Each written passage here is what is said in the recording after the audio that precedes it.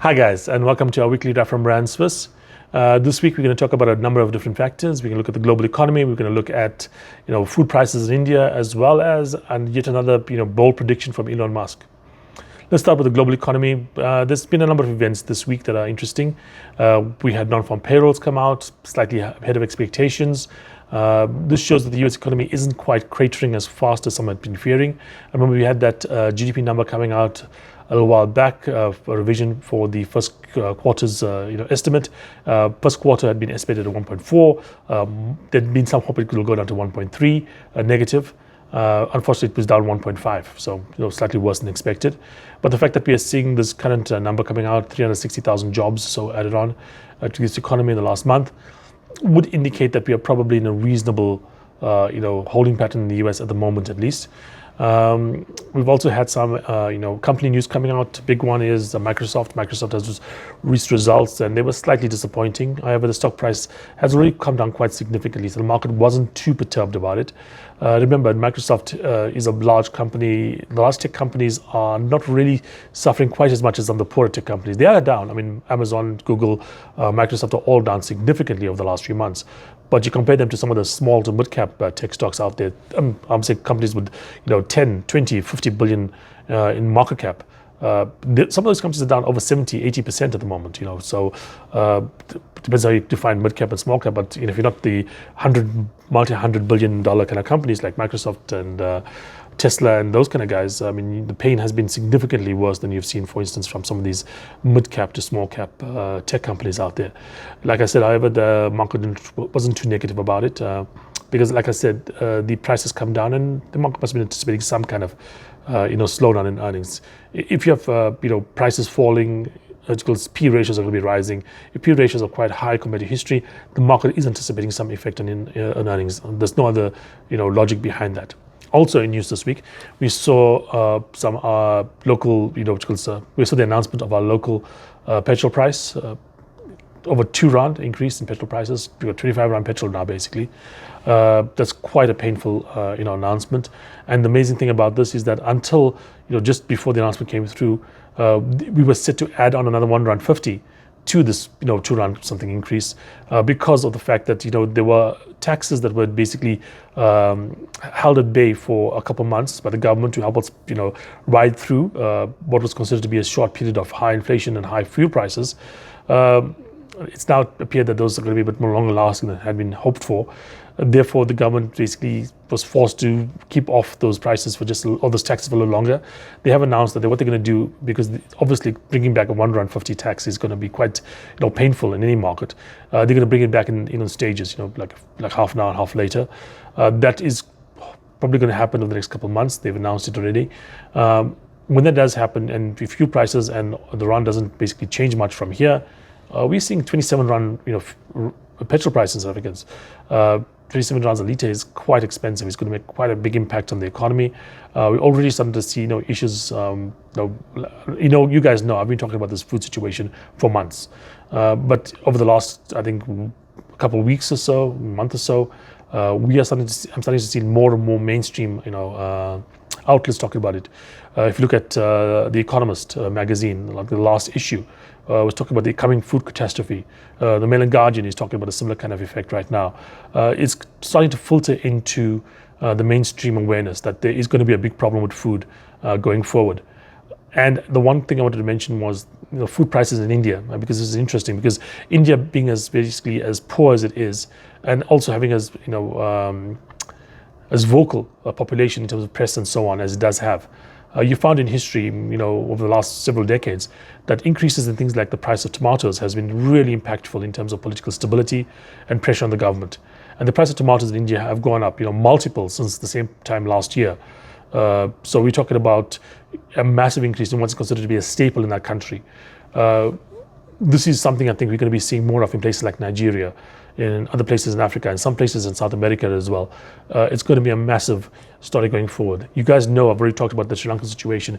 Sri Lanka used to be wealthier than South Africa, and this was a couple of years ago, 2020, 2021. South Africa basically has a purchasing power parity, income level of about just under $12,000. Sri Lanka had $15,000, so we did about $3,000 higher than ours in purchasing power parity levels. they are now really suffering for food. I mean, it's impossible to get petrol in the country. Food is a real concern. They've been appealing for food aid, and that happened in the period of about 6 months to a year. And basically what happened was a weak economy was pushed over the brink by the situation in Russia. Now, I don't think we are probably as vulnerable as they are, because they rose quite quickly and therefore they've fallen quickly as well.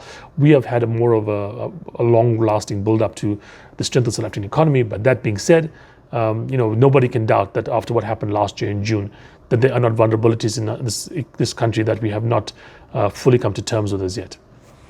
So, like I said, food prices in India are rising. That's going to have an impact on the government. It also means it's very unlikely we're going to see any of those, export, restrictions on things like wheat being removed anytime soon. The government politically can't survive something like that, where it's seen as they're trying to basically get brownie points overseas and making the local population suffer. So it's going to be, I think, that kind of move going forward, where we are going to see more and more countries kind of like restricting the amount of food that they're going to be exporting. And finally, I want to talk about Elon Musk and Tesla's AI Day. This was set to come out in August. He's pushed it back till the end of September. But that's not the news. The news is why he's done that. He claims that it's possible that he will have, or Tesla rather, will have a working prototype of their robot by that period of time. If they can get a working prototype of a humanoid robot by September, it totally changes basically the world. It's not just Tesla's price, it's the world. I would put this something on par with like the invention of flight or the invention of the internal combustion engine. It will take decades for it to fully work itself through the economy, but we are at the start of that period, if it's true. Massive pinch of salt with anything Elon Musk predicts. If Elon Musk was predicting the right thing, we'd have driverless cars, we'd be on Mars by now. There's a Neuralink would be basically implanted in a human, and we would have a whole bunch of different things. There'd be a hyperloop around Vegas. That being said, he does exaggerate, but he also gets a lot of stuff that's seemingly impossible right. The SpaceX is the way America goes to space at the moment. If you're an American, you want to send an astronaut, someone to space, your option before SpaceX was Russia. SpaceX is the only reason the Americans can basically have a human space program at the moment. Starlink, again, part of the space thing, or SpaceX's, program. The Ukrainians are using it with quite devastating effect against the Russians. It seems to be working an incredible, as promised effectively. That's another incredible, invention. Satellite for the world, irrespective if you're in the war zone or not, or satellite internet for the world, irrespective of if you're in the war zone or not. That's an incredible, development. Tesla, this is the first, large-scale manufacturing car company that's been created in the US for virtually a century. It's a huge achievement. May not be valued more than every other car company in the world combined, but it's definitely a viable car company. There's definitely demand for its products.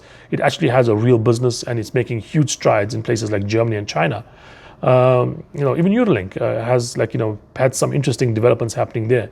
So he doesn't always give you what he's promised on time, but the stuff he does give you, is pretty significant. And if he does get anywhere close to having a humanoid robot by September, I personally am going to be buying a few extra Tesla shares just to put them in my pocket, because I think that would be effectively a world-changing kind of event.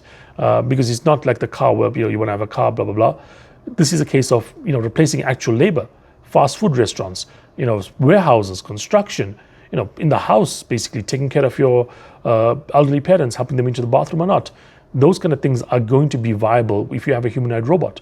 It would change the whole labor supply situation. I mean, things like, for instance, cleaning up a house may no longer be a job a human can do, because there'll be a robot that can do it as well as a human, and that becomes an industry that disappears. Cleaning, companies, it could be warehouse work, it could be construction work.